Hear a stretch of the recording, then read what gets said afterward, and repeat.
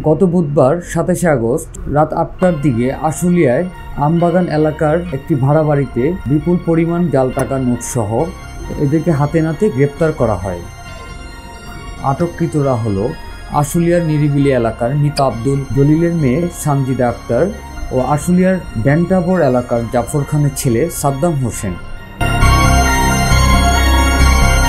সানজিদা আমবাগান এলাকার মিজানুর রহমানের ভাড়া বাড়িতে থাকতো বলে জানায় পুলিশ গোপন সংবাদের ভিত্তিতে জানায়, বুধবার রাতে ডিউটি থাকা অবস্থায় আশুলিয়ার আমবাগান এলাকার একটি ভাড়া বাড়িতে বিপুল পরিমাণ জাল টাকার নোটসহ এদেরকে হাতে নাতে গ্রেপ্তার করা হয়।